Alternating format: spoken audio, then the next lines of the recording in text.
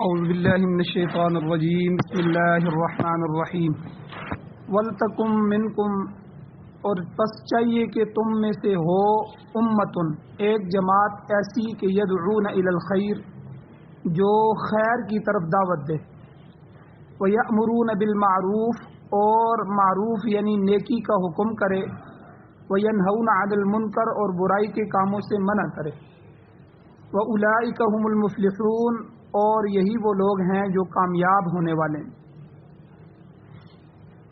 سورہ آل عمران کی آیت نمبر 104 آپ کے سامنے تلاوت ہوئی ہے، آپ نے اس کا ترجمہ سنا۔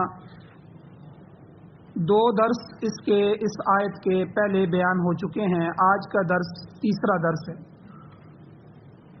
پچھلے درسوں میں ایک تو ہم نے یہ بات بیان کی کہ دعوت الی الخیر، خیر کی طرف دعوت، قرآن نے یہ کہا ایک جماعت ایسی ہو جو ہمیشہ یدعون الی الخیر۔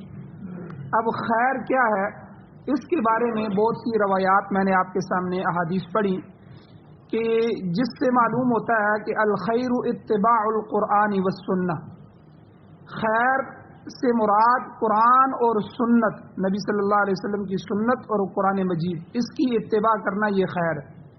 قرآن و سنت کو خود سیکھنا، اپنی اولاد کو سکھانا، پھر دوسرے لوگوں کو اس کی دعوت دینا۔ اور ہمارے علماء یہ کہتے ہیں کہ جو بھی تم تک پہنچے اس کو آگے پہنچاؤ، یہ ذمہ داری بن جاتا ہے۔ ایک مسئلہ آپ نے سنا، اب اس مسئلے کو آگے بیان کیا جائے۔ سب سے پہلے اپنے گھر میں بیان کیا جائے، کیونکہ عورتیں جو ہوتی ہیں وہ مسجد میں نہیں آ سکتی، بہت سی جگہ وہ کسی عالم کا بیان نہیں سن سکتی، اور ہم تو پھر کسی جگہ بیٹھتے ہیں، کچھ نہ کچھ چیز پوچھ لیتے ہیں، سن سکتے ہیں، وہ بیچاری اکثر محروم رہتی ہیں۔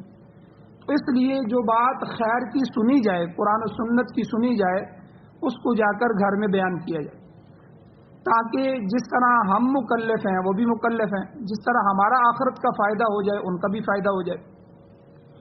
تو ایک تو یہ چیز ہے، دوسری اس کو پورے عالم میں پھیلایا جائے، جہاں جس کا جو حلقہ احباب ہے اس میں، وہاں وہ محنت کرے، اس بات کو آگے پھیلائے، یہ اس کی ذمہ داری ہے۔ اسی ذمہ داری کی طرف حجۃ الوداع کا جو آخری خطبہ ہے، حضور علیہ الصلوۃ والسلام نے اپنی زندگی کا آخری خطبہ حج کے موقع پہ جو حضور نے دیا، اس میں صحابہ کو یہی فرمایا کہ اے میرے صحابہ، مجھے پیغمبر بنا کے بھیجا گیا، آپ کو بتانے کے لیے، سنانے کے لیے، سکھانے کے لیے مجھے بھیجا گیا، تبلیغ کے لیے بھیجا گیا، تو کیا میں نے آپ تک اللہ کے احکام پہنچا دیے؟ جو اللہ نے میری ذمہ داری لگائی تھی وہ میں نے آپ کو سکھا دیے، یعنی قرآن اللہ کا پیغام اور سنت حضور نے ان کو کر کے سکھایا۔ تو سب صحابہ نے یہ گواہی دی کہ اے اللہ کے نبی، آپ نے صرف پہنچایا نہیں بلکہ پہنچانے کا حق ادا کر دیا۔ کہاں حضور علیہ الصلوۃ والسلام میلوں کی جگہ پہ جا رہے ہیں، کہاں گھروں کے دروازے کھٹکھٹا رہے ہیں، کہاں ایک ایک آدمی کے پیچھے جا رہے ہیں، ابو جہل کے پیچھے جا رہے ہیں، اور جہاں کوئی قبیلہ آ جاتا اس کے پیچھے جا رہے ہیں، کوئی قافلہ آ جاتا تو اس کے لیے جا رہے ہیں۔ رات کی تنہائیاں اور رات کی بارشیں اور رات کا خوف، کوئی بھی حضور علیہ السلام کی اس دعوت اور تبلیغ کے راستے میں نہیں آیا، کیونکہ مختصر سی زندگی تھے اور حضور کو پتہ ہے میں نے ایک بہت بڑا پیغام ہے جس کی ذمہ داری مجھ پر ڈالی گئی ہے، یا ایھا الرسول بلغ ما انزل الیک، اے میرے پیغمبر، اے میرے رسول، آپ پہنچائیں، تبلیغ کیجئے، ما انزل الیک، اس کی جو میں نے آپ کی طرف نازل کیا ہے۔ تو حضور علیہ الصلوۃ والسلام کی یہ جو دعوت ہوتی تھی، اور پھر ساتھ ساتھ اللہ سے مانگنا، امت کی ہدایت کو مانگنا، یہ اتنا سخت ہوتا تھا کہ میدان کے اندر جب حضور دعوت دیتے تھے تو بڑے بڑے لوگ ساتھ چلنے والے تھک جاتے تھے، لیکن حضور نہیں تھکتے۔ اور جب مانگنے کی باری آتی تو صحابہ اکرام نے حضور کی کیفیت بیان فرمائی ہے کہ حضور رات کو اتنا روتے کہ حضور کی آنکھوں سے آنسو نکل کر، داڑھی سے نکل کر نیچے گرنا شروع ہو جاتے، داڑھی مبارک تر ہو جاتی، اور پاؤں اور جسم کی یہ حالت ہوتی کہ کھڑے ہونے کی وجہ سے تو پاؤں پر ورم آ جاتا اور سینے کے اندر سے کھولنے کی آواز آتی۔ صحابہ نے وہ کیفیت لکھی ہے کہ اس طرح اندر سے کھولنے کی آواز آتی، حضور بولتے اس طرح مانگتے کہ جس طرح ہانڈی چولہے پہ ابلتی ہے اور ابلتے ہوئے وہ آواز دیتی ہے، اس طرح اللہ کے نبی کا سینہ امت کے لیے جو ہے وہ بے چین ہوتا تھا۔ تو یہ ایک داعی ہونے کی نیت سے حضور نے فرمایا کہ کیا میں نے تم کو پہنچا دیا؟ صحابہ نے گواہی دی پہنچا دیا، بلکہ پہنچانے کا آپ نے حق ادا کر دیا۔ آپ اس دنیا میں آئے، آپ نے آرام کہاں کیا؟ آپ نے اس دنیا سے فائدہ کہاں اٹھایا؟ ساری دنیا آپ کی ملکیت کر دی گئی، لیکن آپ نے اس دنیا سے ایک رتی بھر فائدہ نہیں اٹھایا۔ آپ تو اسی کام میں لگے رہے۔ پھر حضور نے فرمایا یاد رکھو، اب میرے بعد کوئی نبی نہیں ہے، میں آخری نبی ہوں، اب یہ تمہاری ذمہ داری ہے۔ اب اس کام کو آگے پہنچانا، آگے امتوں تک پہنچانا، آگے جنگلوں تک پہنچانا، آگے آبادیوں تک پہنچانا، یہ آپ کی ذمہ داری ہے۔ اور صحابہ ویسے بھی اس کام میں آگے تھے، لیکن روایات میں آتا ہے، حدیث میں آتا ہے کہ صحابہ پھر اپنے گھوڑوں کو لے کر نکل گئے، سفر کر گئے اور اللہ کے اس دین کو پہنچایا، یہاں تک کہ کئی صحابہ جو ہے وہ سمندروں کے کناروں پر پہنچ گئے اور انہوں نے اپنے گھوڑوں کے جو سم ہیں، اگلے پاؤں ہیں، وہ آگے پانی میں رکھ کے اللہ کو گواہی دی کہ اے اللہ، اگر ہماری طاقت چلتی اور ہمیں پتہ ہوتا اس سمندر کے بعد بھی کوئی تیری مخلوق ہے تو ہم اس تک کی پیغام کو پہنچاتے۔ تو اس لیے اس آیت کے اندر اللہ جل شانہ نے فرمایا وَلْتَكُمْ مِنْكُمْ أُمَّةٌ، ضرور بضرور تمہارے اندر ایک جماعت ایسی ہونی چاہیے يَدْعُونَ إِلَى الْخَيْرِ، جو خیر کی طرف دعوت دیتی رہے۔ تو ایک بات تو پیچھے یہ گزر گئی کہ خیر کسے کہتے ہیں؟ اتباع القرآن والسنہ، قرآن و سنت کی اتباع اور اس کی دعوت۔ اور دوسری بات پچھلے درس میں یہ گزری ہے کہ ان آیات میں اللہ تعالیٰ نے اصلاح کے 3 اصول بیان فرمائے، یدعون الی الخیر، یأمرون بالمعروف، ینہون عن المنکر، خیر کی طرف دعوت، نیکی کو پھیلانا، نیکی کا حکم کرنا، برائی سے روکنا۔ اس کا بھی تفصیلی بیان گزر چکا۔ اور اس سے پچھلے درس میں ایمان کے 3 درجات بیان کہ ہر آدمی کے دل میں ایمان ہوتا ہے، لیکن کسی کا ایمان بہت اعلیٰ درجے کا ہے، کسی کا کمزور ہے، کسی کا انتہائی کمزور ہے۔ جو انتہائی کمزور ہے اس سے وہ انتہا ہوتی ہے، اس سے کم از کم کوئی درجہ نہیں ہے، اس سے پیچھے نیچے کفر اور شرک ہے، اسلام سے نکل جانا ہے، ایمان کا ضائع ہونا ہے۔ تو میں نے 3 درجے بیان فرمائے تھے، پورا واقعہ اور قصہ بیان کر کے روایات بھی بیان کی تھیں کہ حضور علیہ الصلوۃ والسلام کی حدیث ہے کہ جو کوئی من رآ منکم منکرا، تم میں سے کوئی بھی کسی کو برائی کو دیکھے تو اب ایمان کی کیفیت شروع ہو جائے گی، فلیغیرہ بیدہ، پہلی ایمانی طاقت یہ ہے کہ جو ہاتھ سے روکنے کی طاقت رکھ سکتا ہے اس کو چاہیے کہ وہ اسے ہاتھ سے روکے، اس برائی کو نہ ہونے دے۔ اگر کوئی آدمی اتنی طاقت نہیں رکھتا فَإِن لَّمْ يَسْتَطِعْ فَبِلِسَانِهِ، دوسرا ایمان کا درجہ یہ ہے کہ اس کو زبان سے روکے، اپنی طاقت نہ دکھا سکتا ہو تو زبان سے کہے، اس کو سمجھائے کہ یہ بات بری ہے۔ بعض دفعہ ایسا موقع ہوتا ہے کہ آدمی اس کی ہمت نہیں رکھتا، کوئی ایسا آدمی ہے کہ جس کے شر سے اس کو نقصان، اس کی اولاد کو نقصان ہو سکتا ہے، تو یا اس کے ہاں وہ اپنی اہمیت نہیں سمجھتا تو ہمت بھی نہیں کرتا اس کو دعوت دینے کی یا اس کو اس برائی سے روکنے کی۔ تو یہ آخری درجہ حضور نے بیان فرمایا کہ اگر زبان سے بھی نہیں روک سکتا تو فبقلبی، پھر اپنے دل میں اس کی برائی کو برا سمجھے۔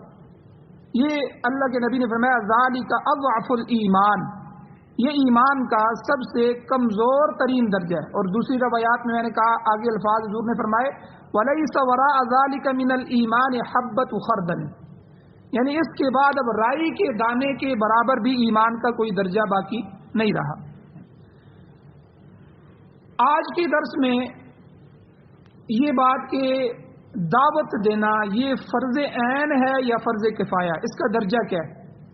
ایک بات یاد رکھیں، اگر آپ کسی چیز کے جائز یا ناجائز ہونے کو پہچاننا چاہتے ہیں یا سنت اور بدعت ہونے کو پہچاننا چاہتے ہیں تو 2 چیزیں یاد رکھیں کہ اسلام کے جتنے بھی احکام ہیں وہ درجہ بدرجہ نازل ہوئے۔ تو فلاں ہجری میں نماز کا حکم آیا، اب نماز تھی اس وقت، زکوٰۃ آج نہیں تھا۔ اب زکوٰۃ کا حکم حضور علیہ الصلوۃ والسلام کے مدینہ میں ہجرت کرنے کے بعد فلاں ہجری میں آیا۔ اور اسی طرح جہاد کا حکم جو ہے وہ اس ہجری میں نازل ہوا. پہلے جہاد نہیں تھا، صرف دعوت کا میدان تھا مکہ کے اندر. مکہ میں جہاد کی اجازت تھی، جہاد تو جا کے مدینہ میں فرض ہوا. اسی طرح حج ہے، حج 9 ہجری کو آخری حضور علیہ السلام کی عمر میں حضور نے حج فرمایا، عمرے تو بے شمار فرمائے. تو اسی طرح جو ہے شراب کی حرمت ہے، تو شراب بھی پہلے ٹھیک چل رہا تھا نظام، شراب فلاں سن کو جا کے حرام ہوئی. اسی طرح پردے کا حکم ہے، پہلے بے پردگی تھی وہ منع نہیں تھی، لیکن پردے کا جو حکم آیا فلاں ہجری کو آیا. یعنی کہنے کا مقصد یہ ہے کہ اسلام کے احکام جو ہیں وہ لازمی پتہ ہونے چاہیے کہ یہ فلاں فلاں ہجری کے ہوں گے. اور دوسری چیز کہ فقہاء نے ہر چیز کا درجہ بیان فرما دیا کہ نماز، روزہ، حج، زکوٰۃ یہ تو فرض عین ہے اور ہر بندے پر ہیں. نماز ہر بندے پر ہے، روزہ ہر عاقل بالغ مسلمان پر ہے، اور اسی طرح زکوٰۃ کے لیے جو صاحب نصاب ہے اس پر ہے، اور اسی طرح حج جو ہے وہ صاحب استطاعت جو وہاں جانے کی استطاعت رکھتا ہو، پیچھے تفصیل گزر چکی ہے. تو یعنی ان لوگوں پر یہ تو فرض ہیں، یہ تو ارکان اسلام میں سے ہیں، یہ تو ہر مسلمان کے لیے ضروری ہیں. لیکن اس کے علاوہ اب نماز ہے تو نماز کے اندر یہ نماز کا یہ حصہ اتنی رکعت یہ تو فرض ہیں اور یہ سنت ہیں. اچھا پھر یہ سنت میں سے کون سے درجے میں ہے؟ تو سنت مؤکدہ ہیں، غیر مؤکدہ ہیں. حضور نے بہت زیادہ تاکید فرمائی ہو جن سنتوں پر، یا جن کے فضائل بیان فرمائے ہوں، یا جن کے چھوڑنے پر وعید بیان فرمائی ہو. فقہاء نے ان سنتوں کو سنت مؤکدہ میں شمار کیا، اور جو سنتیں حضور نے کبھی پڑھی ہوں، کبھی کبھی چھوڑ بھی دی ہوں، ٹھیک ہے، اور ان کے فضائل بیان فرمائے ہوں لیکن ان کے چھوڑنے پر وعید نہ بیان فرمائی ہو، اس کو فقہاء نے سنت غیر مؤکدہ میں رکھا ہے کہ بھائی پڑھنی چاہیے. اس کے فضائل حضور نے بیان فرمایا، لیکن اگر کوئی نہ پڑھے تو جبر نہیں ہے، تو ثواب سے محروم رہ جائے گا لیکن گناہ بھی نہیں ہے. یہ سنت غیر مؤکدہ ہے. پھر نماز کا یہ فلاں حصہ فلاں رکھتے ہیں، یہ نفل میں آ جاتی ہیں. تو یعنی فقہاء نے ہر چیز کا درجہ بیان فرمایا. تو اسی طرح جو ہے اور کئی چیزیں ہیں ان کا حکم بیان فرمایا ہے کہ یہ فرض ہے، واجب ہے، سنت مؤکدہ ہے، سنت غیر مؤکدہ ہے، مستحب ہے، مباح ہے. اسی طرح ناجائز ہونے میں یہ حرام ہے، مکروہ تحریمی ہے، مکروہ تنزیہ ہے، ٹھیک ہے، یہ کیا ہے، اس کا درجہ کیا ہے. تو اگر کسی چیز کو جانچنا ہو کہ یہ چیز صحیح ہے یا غلط ہے یا بدعت ہے یا سنت ہے، تو اس میں یہ دونوں چیزیں پوچھی جائیں کہ اچھا بھائی اگر سنت ہے تو بتاؤ کہ یہ کون سی ہجری میں یہ حکم آیا تھا. دوسرا فقہاء نے اس کا درجہ کیا بیان کیا ہے. میں ایک مثال دیتا ہوں. ہمارے علاقے میں ہمارے ایک عزیز تھے، وہاں جنازہ ہو گیا، تو ان کی مسجد کے امام ہمارے بریلوی حضرات میں سے تھے. کیونکہ ہمارے بریلوی حضرات جو ہیں وہ جنازے کے بعد فوراً دعا کرتے ہیں، حالانکہ ہم اس کو بدعت کہتے ہیں. تو اب یہ چیز جب ہمارے درمیان بحث ہوئی تو میں نے ان سے یہی سوال کی، یہ 2 سوال. میں نے کہا اچھا ایک بات تو یہ بتائیں کہ یہ حدیث میں تو کسی جگہ نہیں آتا کہ حضور کا یہ عمل ہو، تو اگر ہے تو کس ہجری سے حضور نے حکم دیا، کب جنازوں سے یہ شروع ہوا. دوسرا، ہم اور آپ دونوں ہمارا فقہ حنفی ہے، تو بریلوی حضرات کا بھی ہمارا بھی 12 لاکھ مسئلے ہمارے ایک ہیں. فقہ حنفی کے 12 لاکھ مسائل ہیں، ہم متفق ہیں، جھگڑا 12 مسئلوں کا ہے، تو ان کو ہم علیحدہ رکھتے ہیں. فقہ حنفی میں ہدایہ ہم پڑھتے ہیں اور دوسری کتابیں پڑھتے ہیں. اس میں کسی جگہ بھی فقہاء نے اس کا درجہ بیان فرمایا؟ اگر ہوتا تو جنازے کے باب میں جہاں انہوں نے اور مسائل لکھے ہیں وہاں اس مسئلے کو بھی لکھا جاتا کہ یہ دعا کی جائے اور اس کا یہ درجہ ہے. تو جب فقہاء نے نہیں بیان فرمایا تو اس کا مطلب ہے کہ بالکل جنازے کے متصل بات وہیں کھڑے ہو کے دعا کرنا یہ سنت نہیں ہے، یہ بدعت ہے، حضور کے بعد شروع ہوئی. تو بہرحال ایک چیز تو اس کا یہ خیال رکھا جائے. اور یہاں جو میں دعوت کے بارے میں 4 چیزیں میں بیان کرنا چاہتا ہوں کہ جو عام ہیں اور ان میں درجہ بھی جاننا ضروری ہے کہ یہ کس درجے میں. ایک چیز تو یہی پہلے نمبر پہ تبلیغ دین، آگے دعوت دینا. تو دعوت میں یہ بات ایک اور یاد رکھیں کہ حضور علیہ الصلوۃ والسلام کے زمانے میں کوئی کام الگ سے نہیں ہوتا تھا. حضور علیہ السلام قاضی بھی تھے، حضور علیہ السلام امام بھی تھے، حضور علیہ السلام جہاد کے جو ہے وہ چیف بھی تھے، چیف آف کمانڈر بھی تھے، ہر چیز حضور تھے، اور صحابہ بھی اسی طرح تھے۔ بعد میں جب امت کے اندر کمزوری آئی تو اس میں کچھ شعبے وہ پھیل گئے، تو اب حضور علیہ السلام کے زمانے میں جو کچھ آتا تھا ڈائریکٹ حضور سے سیکھتا تھا، اور حضور اسی طرح ارشاد فرماتے تھے، باقاعدہ مدرسے نہیں ہوتے تھے۔ اصحاب صفہ کی ایک نشانی تھی جس میں 70 80 100 200 400 تک صحابہ جمع ہو جاتے تھے، اور وہ پڑھے رہتے تھے کہ حضور آئیں گے، ارشاد فرمائیں گے تو ہم ان احادیث کو لکھ لیں گے، یاد کریں گے، تو ورنہ باقاعدہ اس طرح کا منظم نظام نہیں تھا۔ یہ سارا نظام بعد میں منظم ہوا ہے، اور ہر شعبے نے مستقل حیثیت میں کام شروع کیا ہے۔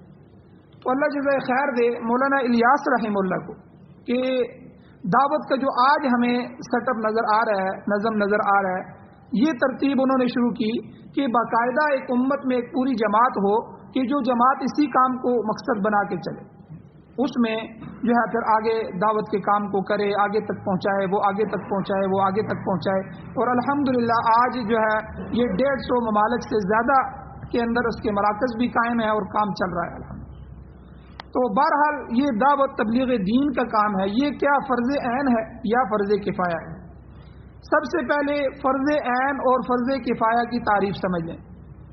فرض عین کا مطلب یہ ہے کہ یہ مسلمانوں کے لیے حکم ہے، اور سب مسلمانوں کے لیے، ہر عاقل بالغ مسلمان جو ہی بالغ ہوگا، عقل مند ہوگا تو مسلمان ہے، تو اس پر وہ چیز فرض ہے۔ اس کو کہتے ہیں کہ یہ فرض عین ہے، جیسے نماز ہے، روزہ ہے، جب تک بالغ نہیں ہے بچہ تو نہیں فرض ہے، جو ہی بالغ ہوتا ہے تو آپ کے بچے پر نماز فرض ہے اور روزہ فرض ہے۔ اس لیے حضرات کہتے ہیں کہ 7 سال کے بچے کو حضور نے فرمایا حدیث میں کہ 7 سال کے بچے کو اپنے ساتھ لایا کریں، اس کو نماز سکھائیں، شروع کر دیں، اور 10 سال کا بچہ حضور نے فرمایا اگر نہ پڑھے تو اس کو مارا جائے، اس کو ڈانٹا جائے، کیونکہ آگے 12-13 سال کے بعد وہ جا کے بالغ ہو جائے گا، بالغ ہونے کے بعد جو ہی اس پر نماز فرض ہوگی۔ اب ہم کیا کہتے ہیں، یہ اچھا بڑا ہو جائے گا تو پڑھ لے گا، اور یہ ساری نمازیں جو نہیں پڑھے گا، یہ ساری اس کے گناہ جہاں اس کو بھی ہوگا وہاں اس کے والدین کو بھی ہوگا۔ اسی طرح روزے کے بارے میں، چونکہ روزے میں جو 9 سال 10 سال کا بچہ ہوتا ہے تھوڑی سی صلاحیت رکھتا ہے، تو اس کو روزے رکھوانا شروع کر دیں۔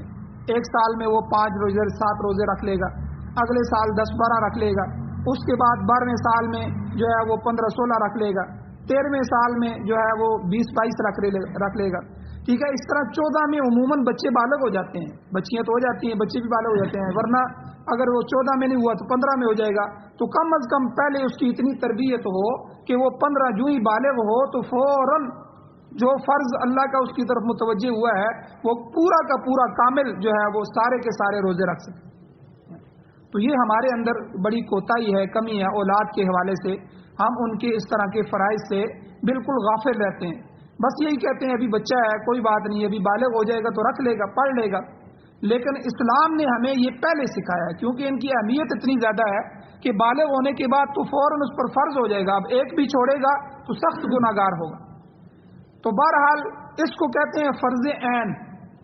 فرض عین ہر ایک پر علیحدہ علیحدہ الگ الگ فرض ہے، کوئی دوسرا آدمی اس کی جگہ پہ ادا نہیں کر سکتا۔ اب نماز ہے، اب والد کی جگہ پہ بیٹا نماز نہیں پڑھ سکتا، ٹھیک ہے۔ اسی طرح عوام کی جگہ پہ کوئی پیر یا کوئی مولوی جو ہے وہ اس کی جگہ پہ کہے جی چلو ہم آپ کو پیسے دیتے ہیں، آپ ہماری جگہ نمازیں پڑھ لیں، ایسا نہیں ہو سکتا، کیونکہ یہ اس پر فرض ہے اور اسی نے پڑھنی۔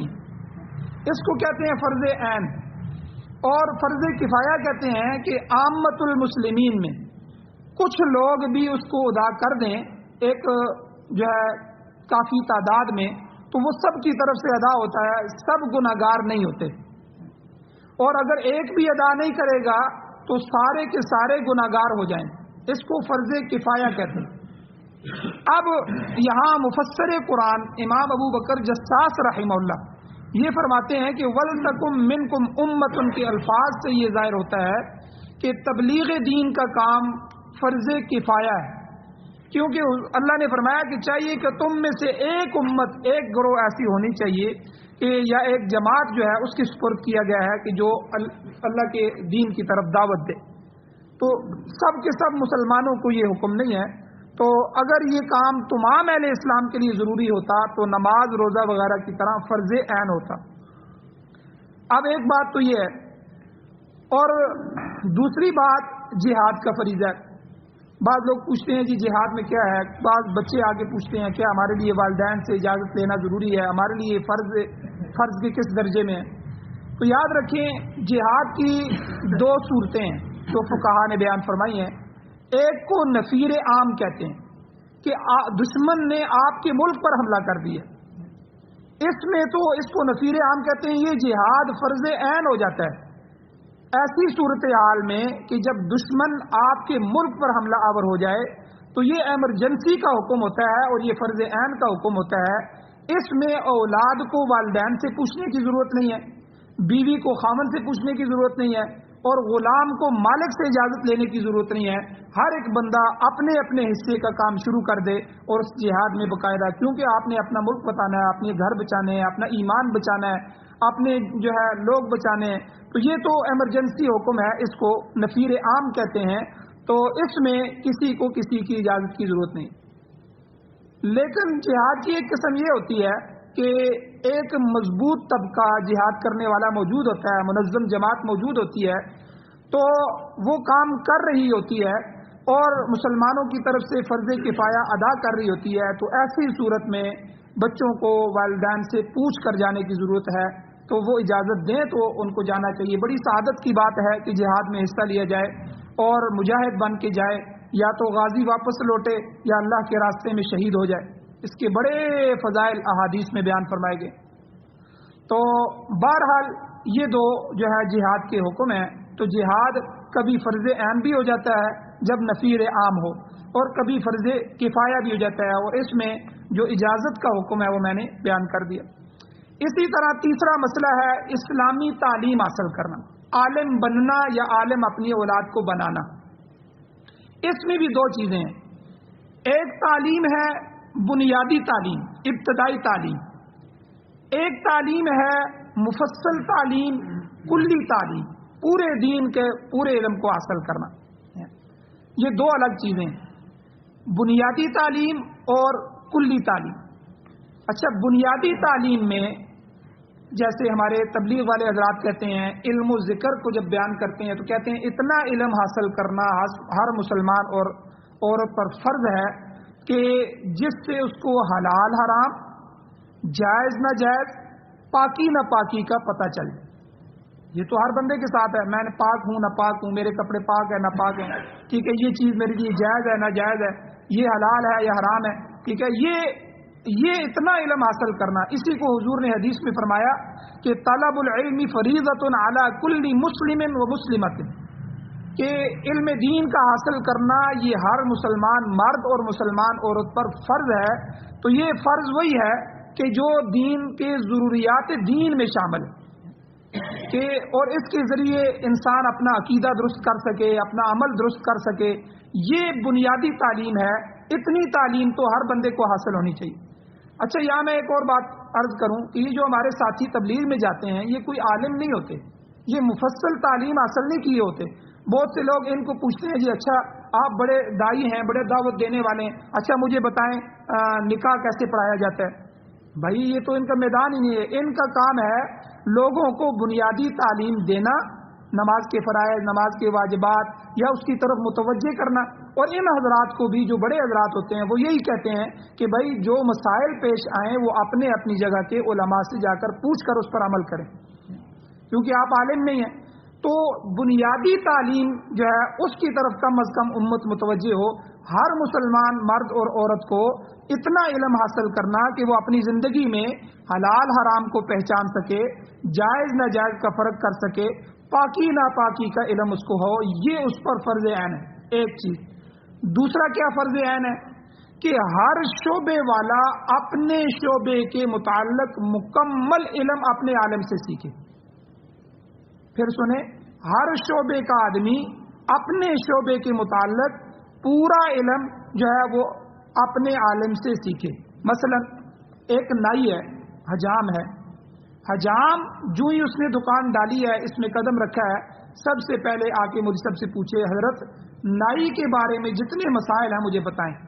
کون سی کٹ کرنا اسلام مجھے اجازت دیتا ہے، کون سے پیسے میرے لیے حلال ہوں گے، کیا میں شیو کروں گا تو یہ شیو کے پیسے میرے لیے حلال ہیں یا حرام ہے، اس کا پورا ایک باب ہے، پورا علم ہے۔ اسی طرح زمیندار ہے، ہر بندہ زمیندار نہیں ہوتا، اس کا شعبہ ہے، وہ آگے پوچھے کہ زمین کے اندر میں نے زمین اجرت پہ لی ہے، ٹھیکے پہ لی ہے یا میری اپنی ہے، اس میں میرے لیے کیا مسائل ہیں، ٹھیک ہے، کتنا ٹھیکہ طے کیا جائے، اسلام کیا کہتا ہے، اور پھر اس کا عشر آئے گا، عشر کے کیا مسائل ہیں، اور اسی طرح بے شمار مسائل ہیں جو زمین کے متعلق ہے، زمین کی پیداوار کے متعلق ہیں، ٹھیک ہے۔ اور اسی طرح ایک آدمی تاجر ہے، وہ اپنی تجارت کے متعلق پوچھے، اس کے الگ الگ شعبے ہیں۔ ڈاکٹر ہے تو ڈاکٹر آگے اپنے ڈاکٹری کے مسائل پہلے پورے سیکھے، چونکہ اس نے پورا آگے تک چلنا ہے اور اس نے 40 سال زندگی یا 50 سال زندگی اس نے ڈاکٹری کرنی ہے۔ اب وہ پوچھے کہ میرے لیے اسلام کے اندر کیسا علاج کرنا درست ہے، کیا ہے، عورت آئی ہے تو اس کے کتنے حصے کو دیکھنا میرے لیے جائز ہے، ٹھیک ہے، اور اس کے علاج میں کیا میں ترتیب کر سکتا ہوں، اسلام کے کیا راستے ہیں، اور کسی مردے کے کاٹ پاٹ کرنا یہ پوسٹ مارٹم ہے یا اور کئی مسائل ہیں، ٹھیک ہے، ان کے کیا حکم ہیں۔ تو یعنی وہ اپنے فن کا، اپنے شعبے کا، یہ دو علم تو فرض عین ہے۔ ایک میں نے کیا کہا کہ ہر مسلمان پر ہے وہ اپنی زندگی میں حلال حرام، جائز ناجائز، پاکی ناپاکی، ان چیزوں کو جانے، یہ اس کے لیے فرض ہے۔ اور دوسرا کہ ہر شعبے والا اپنے شعبے کے متعلق مکمل علم اس شعبے کا اپنے علماء سے سیکھے، تاکہ اس کا جو کمائی ہوئی رقم ہے، محنت بھی بیچارہ کر رہا ہے، سب کچھ کر رہا ہے، اور اسے پتہ ہی نہیں چل رہا اس کی رقم حرام کی بھی ہو رہی ہے۔ اس کی وجہ سے حرام جب آئے گا تو یاد رکھیے حرام کے ساتھ بے برکتی بھی آئے گی، حرام کے ساتھ جھگڑے بھی گھر میں آئیں گے، حرام کے ساتھ نحوست بھی آئے گی، حرام کے ساتھ بے چینی اور بے سکونی بھی آئے گی، ہر چیز جو ہے، ہر برائی حرام کے ساتھ گھر میں داخل ہے۔ تو اس لیے حلال رقمے کا کمانا، اسی کو حضور نے کیوں عبادت کہا، یہ کوئی عام چیز نہیں ہے۔